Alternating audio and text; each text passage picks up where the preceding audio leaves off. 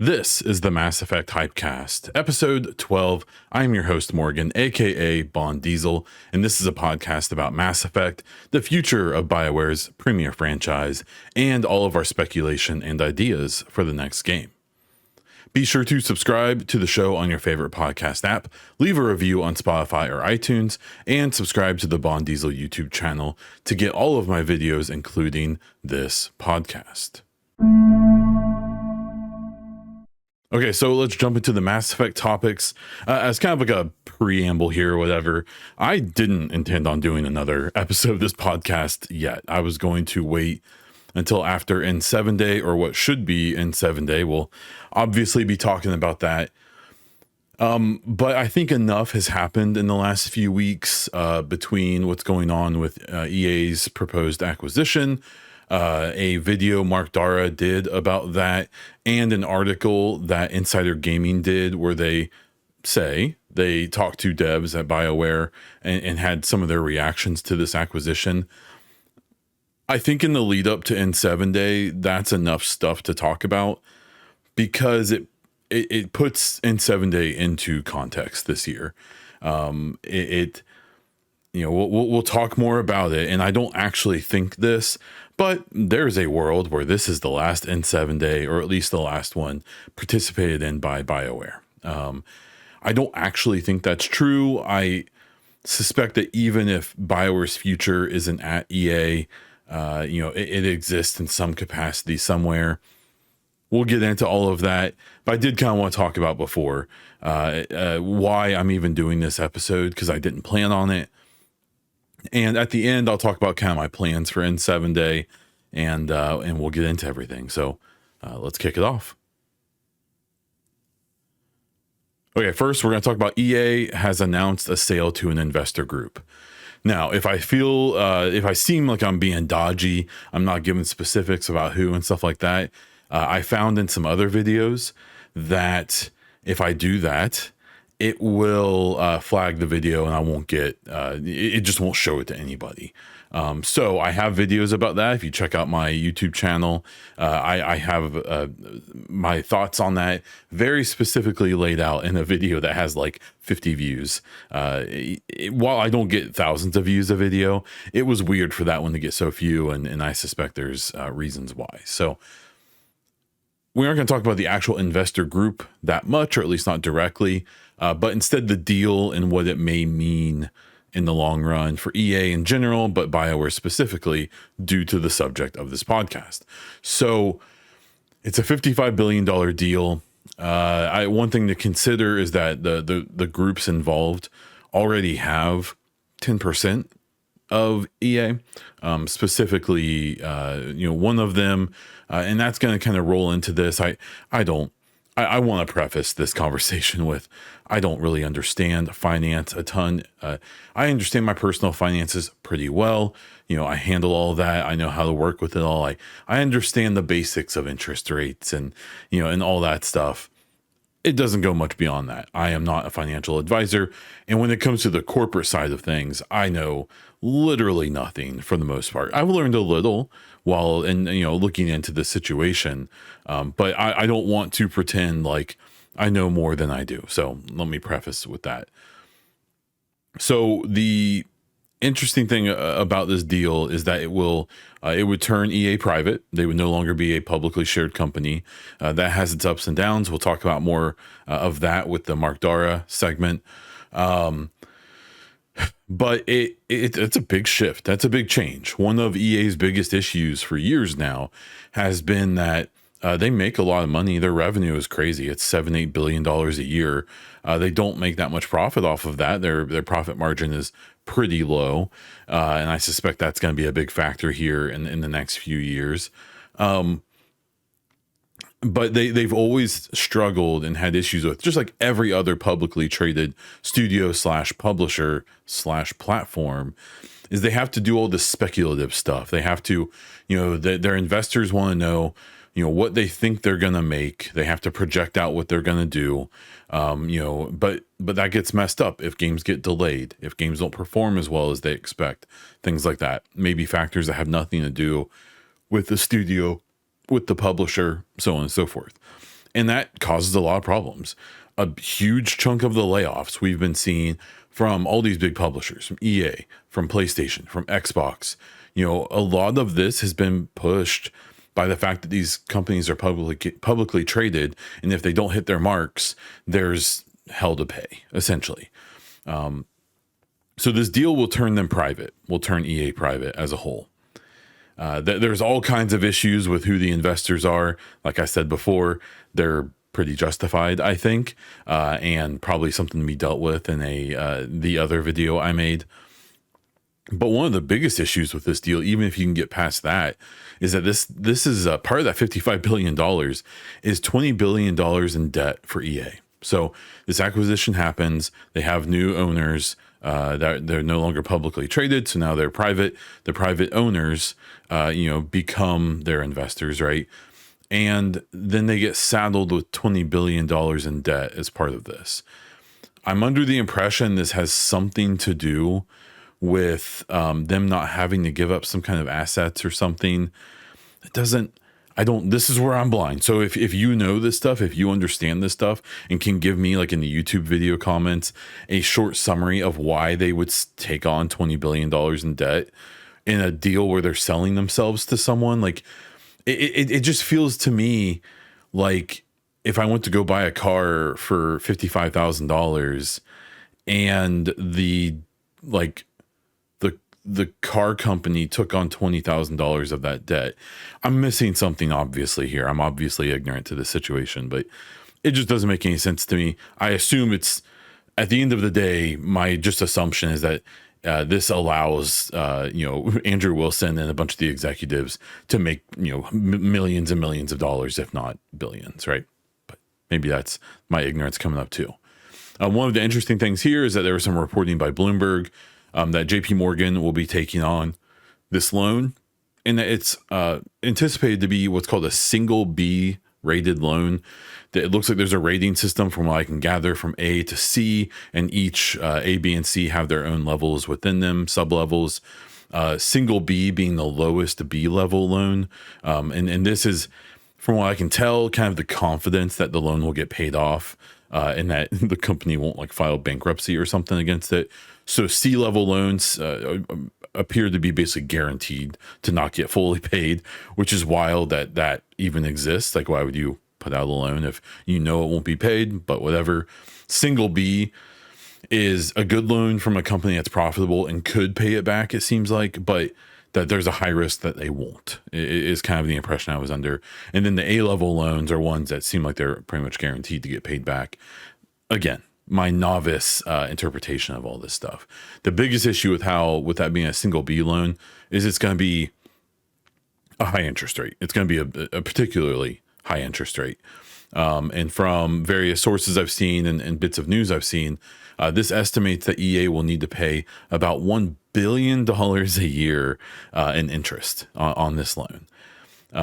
Just as a for your information, in the last fiscal year, it would have been the 2025 fiscal year, or I guess 2024 fiscal year, they profited $1.1 billion.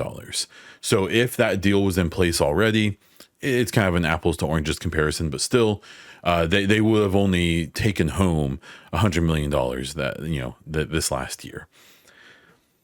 That makes things hard to reinvest. That makes things, it makes the situation kind of tough, right? So, looking into the deal and seeing more being written about it, and just using basic logic, the deal appears to be very focused on EA Sports, and because that's their bread and butter. I don't know what the more recent splits are, but just a couple years ago, FIFA, or what's now known as FC, was literally over 50% of the revenue for EA. It's not Madden. It's not any other sports game. It's not Apex Legends. It's not, any of their other properties. Just the soccer game was responsible for over half of EA's revenue. That is almost certainly mostly due to the fantasy team thing that you have. I think it's called FUT or FUT.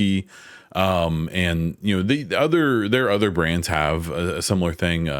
The Madden football has a like this team that you can build by buying card packs. You open those card packs, the players on the cards, you get them, you can put them on your team.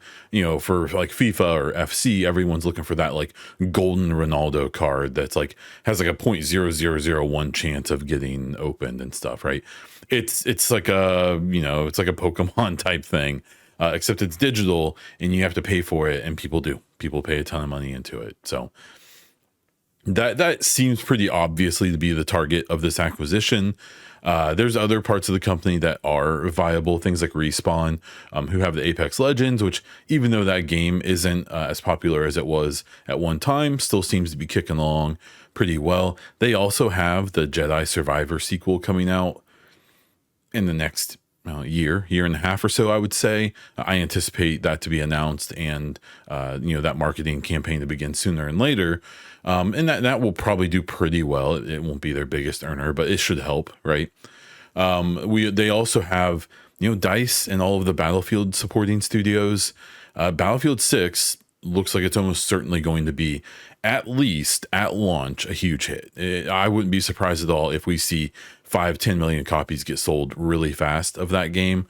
And then they have the live service implications, the battle passes for the regular multiplayer. I don't anticipate single player DLC for Battlefield 6. EA Motive made the single player campaign, and we'll talk about more later, but I think Motive has other things to go do, not to mention their own game, the Iron Man game that we know, or that they are supposedly working on. We'll have to see how that plays out in the long run. But they Motive and with DICE, at the very least, I'm expecting Battlefield 6 to be a big hit at launch. That's obviously probably an attractive thing here for these new investors.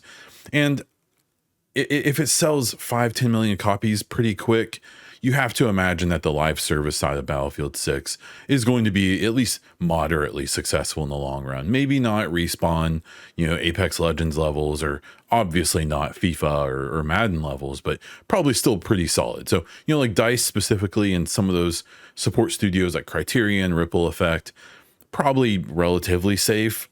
Maybe, I don't know. There is the one last thing with that part of the story is we know that there is some type of very likely free to play battle royale mode coming for Battlefield 6 later on at the end of this month or in November.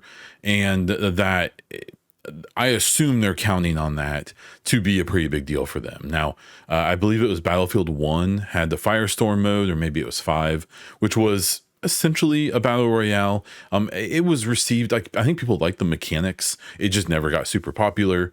Obviously, I think a Battlefield 6 version of that, especially if Battlefield 6 has success on its own, that will translate over pretty well. This is going to be very much a Call of Duty and Warzone situation with Battlefield and their free-to-play multiplayer, whatever they're going to call it. I don't know if it's still Firestorm or whatever. I'm not sure.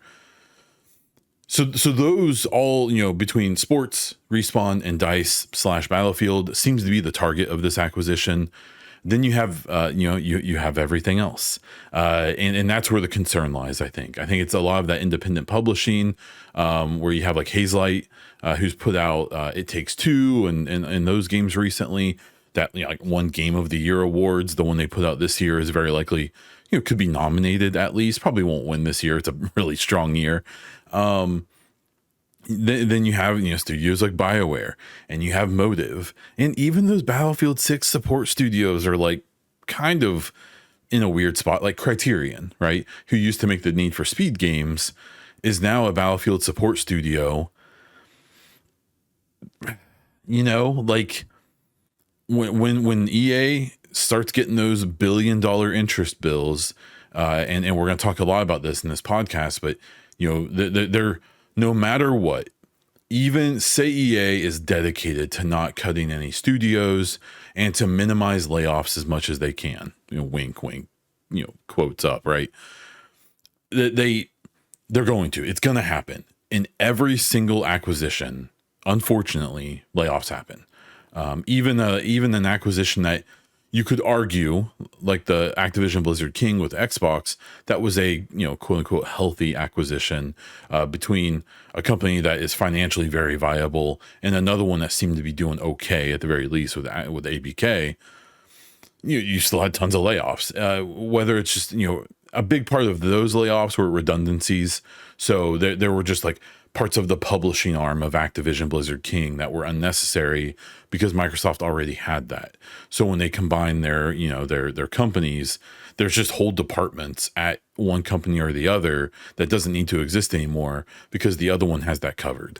That won't really be the case here with EA because they're being bought by like an investor group who doesn't really have, like, at least in a lot of ways, an established company. It's not two game companies combining that both have accounting departments and PR departments and marketing and legal departments and all this. So I don't expect that to be an issue here as much. So who do you cut, right? And it's, you start looking down the line of who they can cut. If you ever look at the list of EA studios, there's not really that many.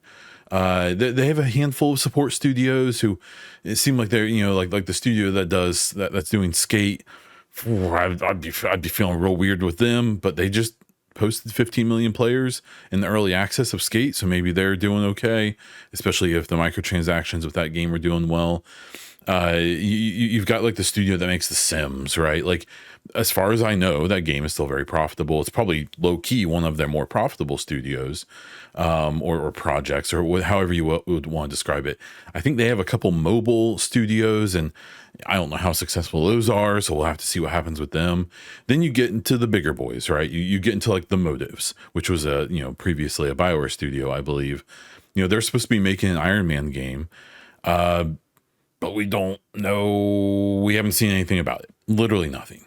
We know that a handful, or at least a decent number, of the BioWare devs who last year went over there temporarily and then ended up staying by force, are working on that. So we know they've added people to it. Something's happening with Iron Man.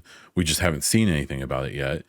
With Motive, we also have them, like I said before, they worked on the single player of Battlefield 6, but that's done. Like, they've probably been done with that work for weeks, or if not months, right?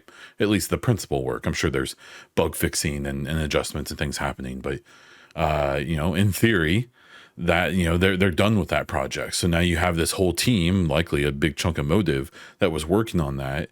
These are also the people who worked on like the Dead Space remake and stuff, who aren't doing that.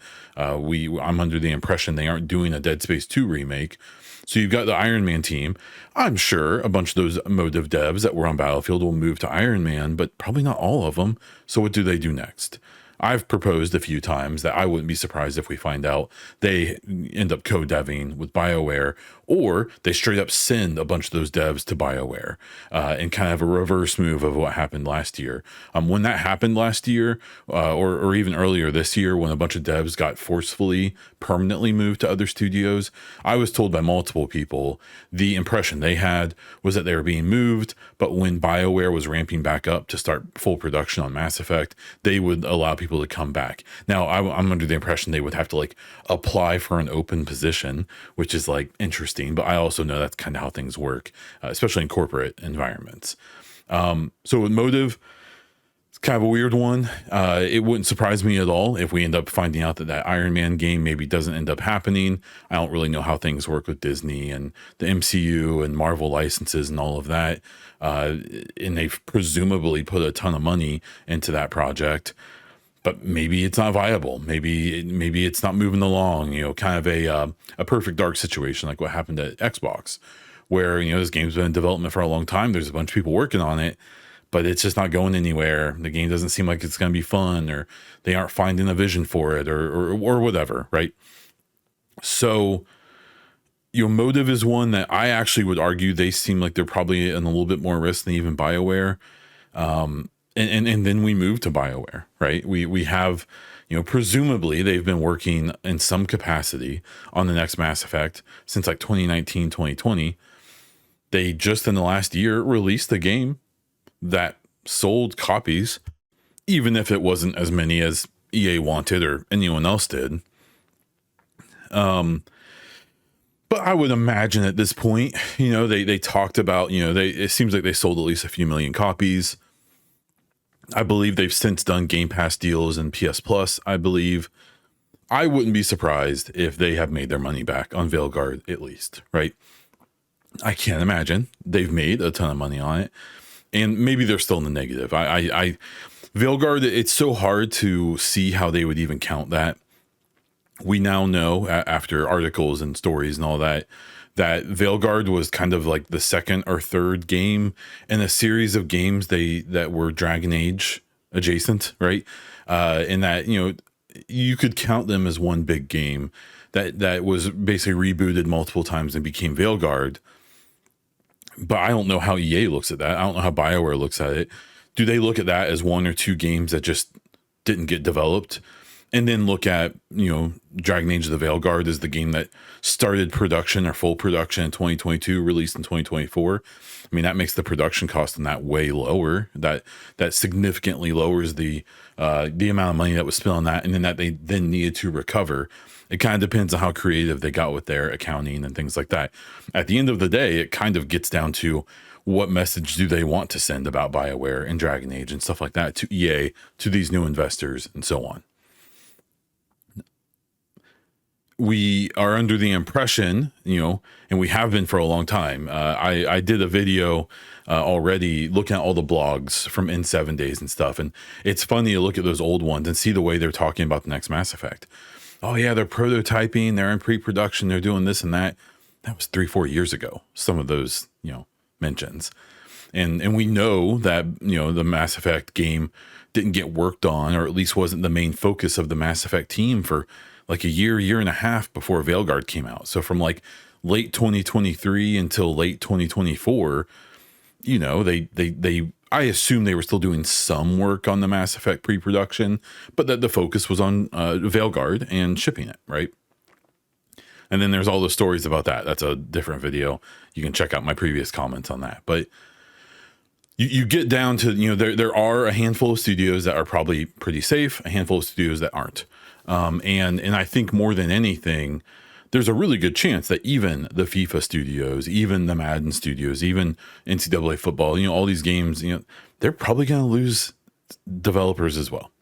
These layoffs, my assumption is we're either going to see a smaller number of people laid off of the whole company from all the different studios and departments, or we're going to see straight up big moves made with, selling or shutting down studios, in fairly big moves, and then at least some layoffs and what you would call safer parts of the company. It's one of those things, like I said before, I don't think any situation happens where layoffs get completely escaped here. And that sucks. That's a precarious place to be if you're a developer at any of those studios, but especially the ones that are likely in more risk. And for the purposes of this podcast, being a BioWare dev right now, which we'll get into in the final part of the podcast, must be just really stressful. like that's kind of all I can think about sometimes. And when we get into that Insider Gaming article, we'll talk more about that. Okay, now moving on to the next segment here. Mark Darrah, former BioWare, I think executive developer, more on the Dragon Age side of things, but still knowledgeable and part of the Mass Effect history and franchise. He did a whole video. He's no longer at BioWare, as far as I can tell. He's not even a contractor there at this point, as he was during Veilguard.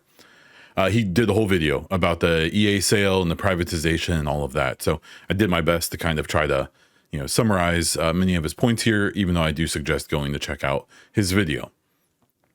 So basically his video, one of the things, it seems like he's most concerned about that $20 billion in debt, as literally everyone seems to be. And I think there's really good reason for that. I think that's going to be quite the chain and ball for them to handle.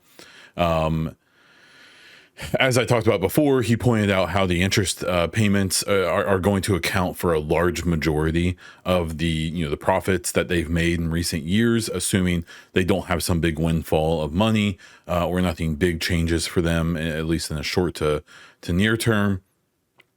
And he reiterated as well that even in the best case scenario, say they don't shut down any studios, they don't shut down any major projects, there's going to be layoffs.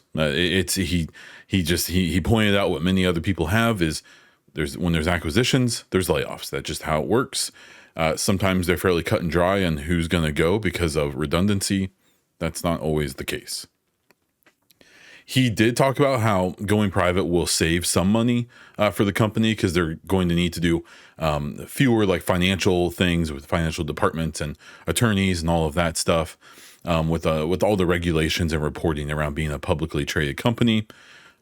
He assumes the average employee cost at EA is around $200,000 a head.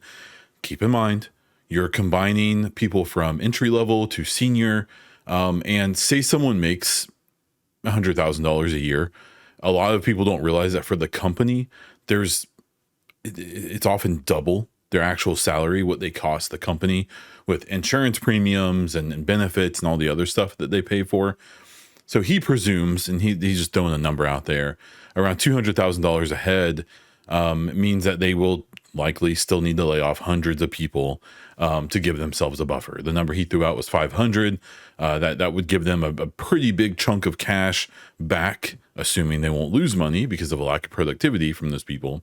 And that he could see that happening. He talked about how they don't have, or at least they don't have any studios that they would completely get rid of that just have 500 people in them. You're talking about BioWare having 100. I imagine Motive is around the size of BioWare, maybe a little bigger. I actually don't know.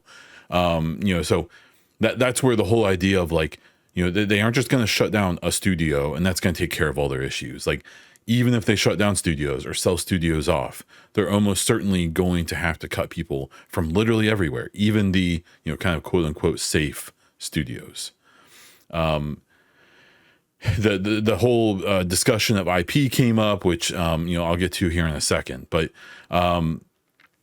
he thinks that investors will push their other assets, mostly sports, into EA Sports or EA properties to try to capitalize. So it's worth knowing that some of the investors that are getting in on this EA deal have like significant, especially sports investments when it comes to golf and even like volleyball and soccer in a big way. And what was interesting, was something he pointed out was that there's a very real chance that these same investors, or at least some of them, may go in and just try to, buy FIFA. like that's where you have to realize how much money is at play here with some of these investors. Like the idea, like you have to remember, like EA stopped calling their game FIFA because they wouldn't pay the licensing fees. It was like $1 billion or $2 billion a year or something crazy, right? So then, you have to take a step back and realize like that was too rich for EA to continue paying to have the FIFA branding. And now they are going to be likely owned by investors who could probably just buy FIFA. And I suspect with how, the Olympics and FIFA are on like having their own contest every year on who can be more corrupt, I suspect FIFA's for sale. That wouldn't surprise me even an itty bitty tiny bit, which would be kind of interesting because it would allow EA to bring back the branding of FIFA, which I don't know. I've seen some articles about whether changing to FC hurt their sales or not. There's some thought that just the lack of recognition of the brand probably did hurt sales a little, but that overall, most of the connected fans, especially their whales, the people who spend the most money, very likely, it didn't affect them too badly. But having that branding back would probably be good just for, even just nostalgia, I guess. I don't know. There's also the whole idea of all of those products they're invested in and all of the people they're invested in, that would come with reduced licensing costs, if any licensing at all. There's a big thing of, say, FC26 is paying Ronaldo a big chunk of money to have his face, his appearance, even his voice potentially in the most recent game. Well, I don't know their exact arrangement with Ronaldo, but these same investors are, connected to him. So there's a very real chance that whatever cost they're paying, currently in their current situation would be reduced, if not would not go away. With this new leadership, and that very well could save them a lot of money. That's another angle on this. He went into the whole discussion about who's safe and who isn't. He again reiterated that EA Sports should be mostly safe, even though they could still take some cuts. But he, definitely explained his concern for EA Entertainment. That with exceptions to maybe a Respawn, maybe a DICE or the EA, Battlefield Studios, as well as the Sims developer that he kind of briefly mentioned. He talked about Motive and BioWare. He basically puts in the impression I got, at least, was that he finds it hard to believe they'll be able to push BioWare to significantly change their kind of more progressive stance on the way they make games and stuff like that, and that could lead to them getting shuttered or sold if the new ownership doesn't think that kind of fits their branding or what they're trying to do. On the other side, a big part of these acquisitions are these investors trying to kind of brighten up their image internationally. And while they'll almost certainly still police those things in their own, regions, they very well may be okay with, a company like BioWare continuing to kind of do the things they've always done. Which feels kind of gross because you feel like you're kind of, being used, which they are, to kind of do PR, or to at least, sane wash or whatever you would call it. These investors that, may not actually deserve that, but that's maybe a different discussion. He did talk about how he's not sure. He just has no idea how oppressive these investors have been in previous investments and whether or not they've really pushed their own kind of cultural and moral and, religious beliefs. I've looked into this a bit to see Niantic or the people who do Pokemon Go are, as far as I could tell, that's the only studio that is 100% owned by either the same investors or some of them.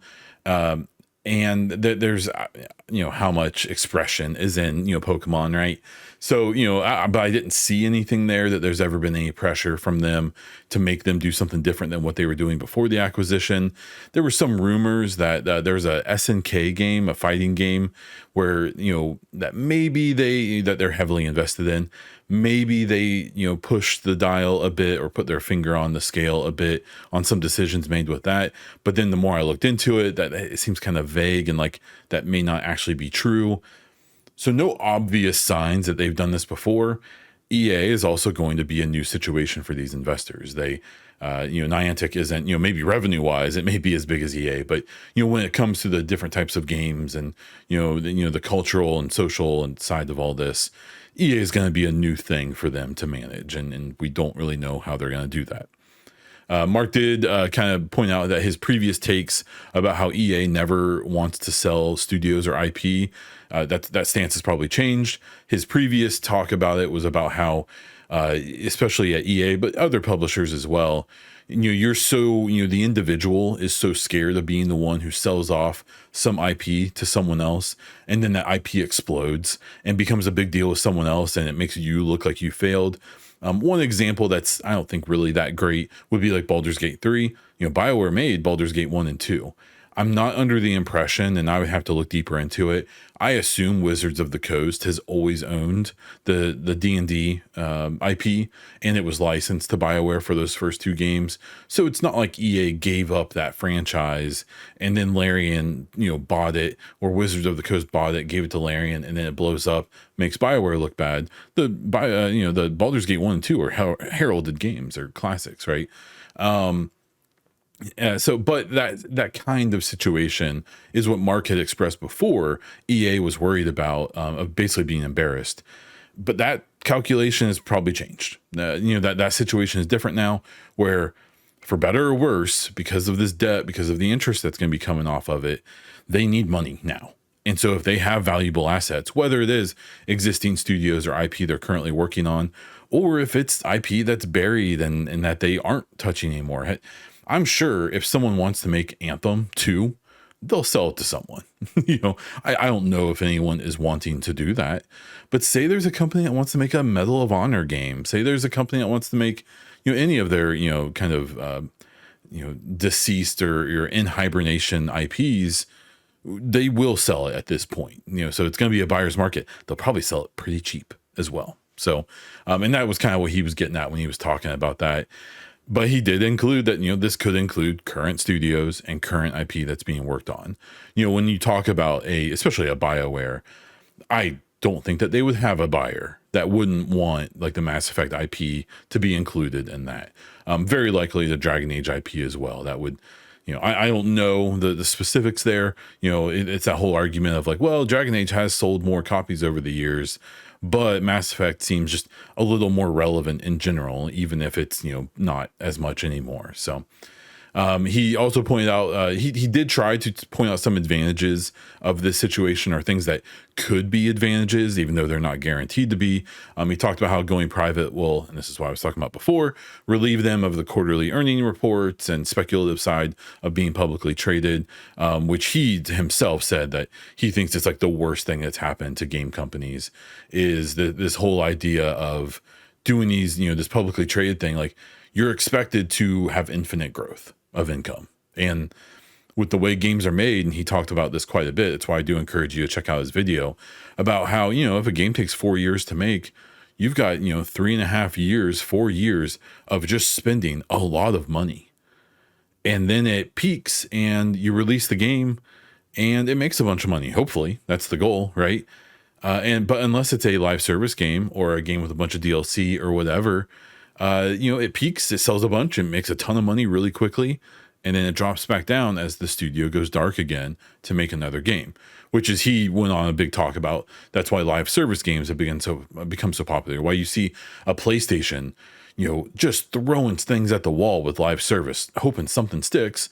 And, like Helldivers 2 stuck, even though it's a licensed game, it's their IP, but they licensed it out to someone else to make. So that makes it less profitable. But that's why, especially with their first party studios, they basically tried to get all of the PlayStation studios to all try to make a live service game. And so far, they've all failed, besides Helldivers 2, which wasn't first party. And he talked about that. Why? Like, because one live service game hitting can be a huge boost to your revenue for a decade. If it hits well. If you look at the Destinies, if you look at like with, Ubisoft, the Divisions and things like that, and not to even mention the battle royales, and Fortnite maybe being the best example on earth of this, of a game that released as a single or as a multiplayer like co-op game for its zombie survival, and then they tried out this battle royale mode, and it's, to this day still one of the biggest things in the world. There's a reason everyone's chasing that. And there's a reason that, regular single player games that you sell once and have no more revenue have become less popular, because they just, they may make a lot of money, but they make it in a really small spurt. And if the company making it, if the publisher, publishing the game, or the company that owns the studio making that game, if they're publicly traded, that's hard for them. That way of being owned isn't good for game development. What he did talk about, and then with private ownership, he talked about how the studios, in theory, could be allowed to just focus on making games and release the games when they're ready, when they think that they can make the most amount of money they can, which is often not released early with a bunch of bugs and it doesn't feel good, right? But that assumes that they have these like benevolent owners, right? And that isn't assumed, right? So, just because they're going to be private now doesn't mean that the demand isn't going to be, just as strict from, as it was with publicly traded, if not maybe worse. Maybe they're going to be even harder on EA and force them to do things even faster and more drastically to make that money back. We just don't know. He did express some comfort in the fact that EA Sports is so established, is so consistent. Even if they don't have huge growth, they just make so much money that can give maybe a BioWare, maybe a Motive some more time. Maybe the EA Sports and the live service side of things kind of carries EA, while they still allow themselves to try to make another Mass Effect that could be a big hit at some point. It just may take a while and it may cost a bunch of money, as well as the Iron Man game and so on and so forth. In general, like I said before, he seems certain this is going to lead to layoffs in the short term, basically no matter what, after the deal goes through. In the medium term, he does fear that it could lead to some studios closing or being sold off. But he did seem like relatively optimistic. If you've never watched Mark Darrah's videos, he's very straight. He's very blunt. He's not overly emotional in any way, shape, or form, as far as I can tell. There's a few subjects you can tell he gets a little more into, but for the most part, really even-keeled dude. And he did kind of say that he thinks in the long run, if the goal is stability of EA and its existence, this might have been a good move for them long run, but he seems to fear there's going to be a lot of pain in the middle. And then we hit what is basically our last story for this episode. Insider Gaming put out an article right after this acquisition was announced about BioWare specifically. So the outlet claims that they spoke to multiple sources at BioWare on the condition of anonymity. Most of these people seem to believe that the studio will be one of the first to receive cuts when the acquisition completes in April of 2026. The article specifically mentions how the negativity after the release of Dragon Age: The Veilguard shipped kind of impacted the morale at the studio in general, and how they feel like it's only going to get worse. On a personal note, this bums me out because I think the general reception of Veilguard was actually like pretty positive at the end of the day, or at least neutral. I think the biggest issue is just not that many people played it. Like I think. And I see it happen. It's been happening a lot, even just in the last 3 to 6 months. I've seen people being like, "Hey, like it's on Game Pass or PS Plus or whatever," and people being like, "Wait, like this is like kind of cool. Like this is good." I don't think anyone's out there arguing that Veilguard was like a 10 out of 10, but the way it got drugged by people and it became such a target of the whole like culture war, anti-woke like snowflake people, just really misrepresented the game quite a bit. A big thing I've talked a lot about, and what I think is really important for the next Mass Effect, if it comes out, which is the goal, right, is that I don't think that they did a good job of making Dragon Age relevant again. It had been a decade since they put out a Dragon Age game. And Inquisition, which was popular, was Game of the Year, is the first one for the Keeley Awards at least, and it sold really well. It sold a bunch of copies. Now, I've looked back and that there's reasons for that it didn't have a lot of competition when it came out. And there's, because I don't really like Inquisition. I think it's kind of it's really drawn out, and I don't think it's very fun to actually play. I'm also not a big Dragon Age fan, so please don't come at me too hard for that take. But Veilguard really, I think it sucks if the general opinion, even of the devs, is that like people didn't like it, because it reviewed really well and it sold. Not great, not enough, right? But it's not like they sold 500,000 copies and that was it, right? So it bums me out to know that that's their reception of it too, because, I'm not a Dragon Age guy. I don't like the previous games. I'm not going to give Veilguard a 10 out of 10, but it was my game of the year last year. Like it was my favorite game I played last year. And my biggest thing is that I would argue the final act is the best one BioWare's ever done, or at least that I've played. Now there's some stories around that final act and how it happened, and maybe it kind of explains a little bit for me. That's probably a different video or a different discussion one day, but it just bums me out to see that they're talking to these devs on this basis of anonymity, and that it sounds like, at least to some of them, that was like a real low point for them, which it really shouldn't have been. They released the game, it ran well, it had almost no bugs, it was generally fun. I think the actual gameplay was fun. Some of the writing a little cringy, and I think with who is or isn't still there, you see how that was reacted to by the company. But overall, I thought the story was fun, and I thought most of the characters were pretty cool, and I thought it had a really, really fun like final act with important decisions, and it was kind of like Mass Effect 2 Dragon Age, and at least in some capacity. So anyways, the article mentioned how devs are updating their resumes and portfolios as they continue to work at the studio because of the concerns. My whole thing, and they went into talking about how the studio, after Veilguard, the studio has gone down to about 100 developers or 100 people left there when it was around 200 in 2023. I'm gonna be straight up. as a very optimistic person who's always looking for silver linings, somehow this was a silver lining to me. I thought that BioWare was at like 3, 4, 500 a few years ago. So to find out that they've only quote unquote gone from 200 devs to 100, where I thought it was like 3 or 4 or 500 down to 100, somehow that feels like good news. Maybe that's just a sign of the current situation we're in. My issue with this part of the article was that they were framing this as like this is a new thing for them, even though they kind of acknowledged it wasn't. My guess is that since Anthem or even Andromeda, my guess is that there's always been kind of an uneasy feeling at BioWare of like, at any moment we kind of feel like we could get shuttered, right? And I'm sure that feeling is as strong as it's ever been. And so, I'm sure this is all justified in its own way.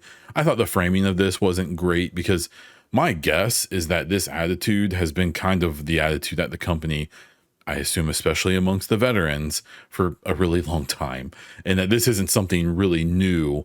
It just may be more exaggerated at this point. The article mentions how at one point EA had shopped BioWare to possible buyers, but there was no more info about that. I've seen a large number of people who, I'm sure this writer at Insider Gaming is good and they got some good sourcing or whatever. I've seen a lot of people who are way more established and a little more notable being like, that didn't happen. Like, EA didn't try to sell BioWare, at least not before. Maybe they're shopping now, who knows? But that wasn't the case before. One big piece of silver lining, if that's what you're looking for, which I know I always am, specifically to Mass Effect, said that they, let's see here, the people they spoke to were talking about how at the beginning of 2025, there was only a small team working on the game. I assume everyone else was probably doing like bug fixing and stuff for Veilguard. But that in the recent months, they've boosted up resources quite a bit. This is backed up publicly as well, from what I've seen. I've been tracking their hiring kind of habits over the last 4 or 5 years. I did this with other games I've tracked before release as well. And they've posted, I think it's 4 job listings this year publicly. And that's specifically for Mass Effect. It says it plain as day in the descriptions that, we are hiring for this position for Mass Effect. And that's interesting because they hadn't done that in over 2 years. This is the first time since 2023 they've posted positions specifically for Mass Effect. They didn't really post that many positions in general before Veilguard came out, and when they did, they were like temporary contract jobs for Veilguard, and we didn't really get anything in that middle like 2 years. So them posting, look, there's movement, and if you're in the same situation as me, where you just any news is good news for the game, that's kind of where I'm at, and that's kind of what we're looking for in this whole article. That gives me some hope, that this negotiation for this deal with these investors wouldn't have just started in like August, right? This is probably something that's been going on at least all this year, maybe even before. And, if the same people having those talks are also the ones allowing BioWare to ramp up for the next Mass Effect, maybe that's a good sign. Who knows? Now, to put it back on a downer here, this was the final quote from a dev that they spoke to at the end of the article. We're going to keep working until they tell us we're done. It's not the healthiest way to live, but as long as the paychecks keep coming, we're not going to just walk away. And like, there's so many ways to look at that, right? Where it's like, that's a valiant attitude, I guess, and I appreciate it. As someone who wants to see this game come out, I that's a nice way to look at it, I guess. I don't know.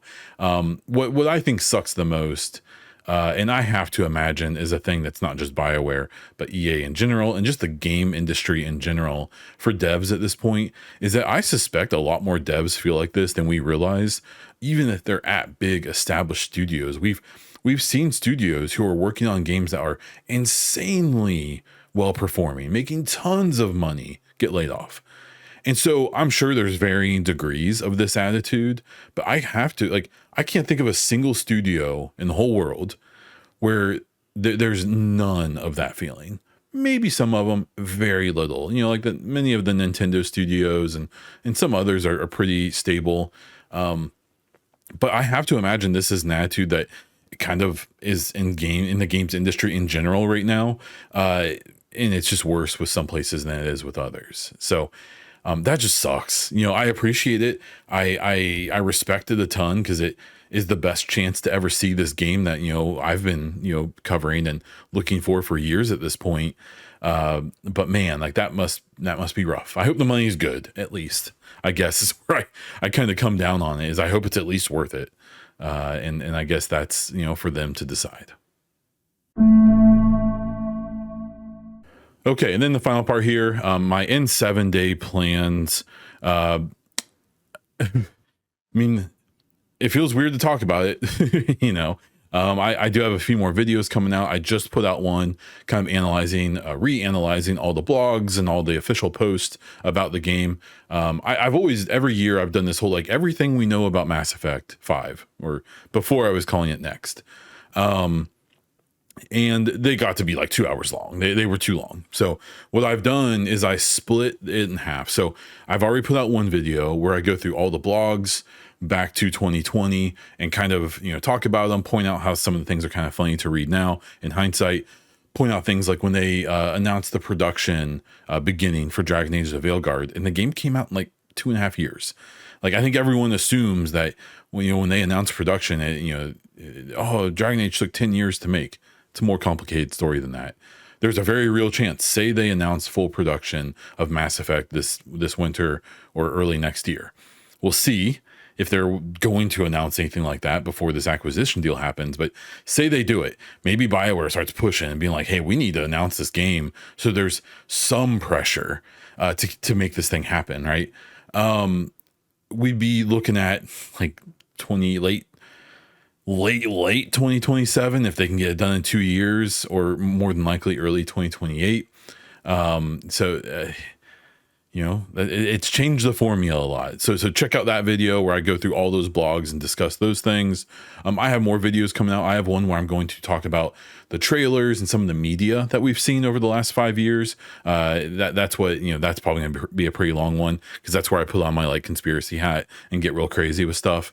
And then I assume I'll have, like, right before N7 day, like hey, what I think we're going to see, or I have to imagine, I wouldn't be surprised at all if in the next couple of weeks we get more devs talking to journalists, privately, or maybe BioWare makes a statement. In previous years, like last year in 2024, they did say, hey, it's going to be a quiet N7 day this year because we worked on Veilguard, we just shipped it, so don't expect too much.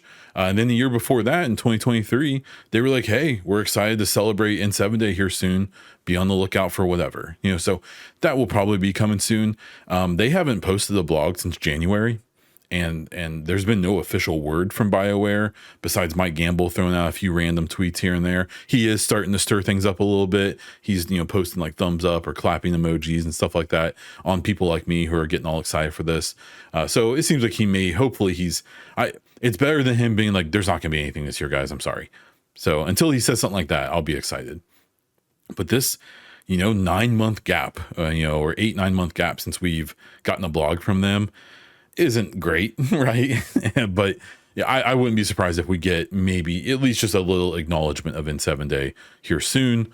So videos about all that stuff, we'll be doing that. I do plan on streaming on N7 Day. I'll probably get on around lunchtime and just kind of hang out. We'll maybe look through some of the old stuff. I've been bookmarking all of the all these videos and pictures and all this stuff, so we can kind of waste some time just chit chat as we wait for them to release whatever they're going to release. We did this last year, and needless to say, it was a bit disappointing, right? Because they released a JPEG saying like, hey, sorry, not much this year. Here's some Veilguard cosmetics, but we'll get into that. And then I plan on, once they release whatever they're going to release, we'll do some analysis and all that live. And then after N7 Day, I'll do all my videos, all my analysis, specify assuming there's enough to do it, going real hard on looking at specific things, kind of trying to figure out what they all mean. And then hopefully doing another episode of this podcast with N7 Legend, like we've done. And we didn't do it last year because there was nothing to talk about. But in the previous couple of years, we had met up and discussed things. And he has some insights that I don't. We kind of have different attitudes about things, which I think is really good. And he's even been able to bring some kind of original reporting to the podcast at times. So, that's kind of fun for us to be an outlet for him to do that. So,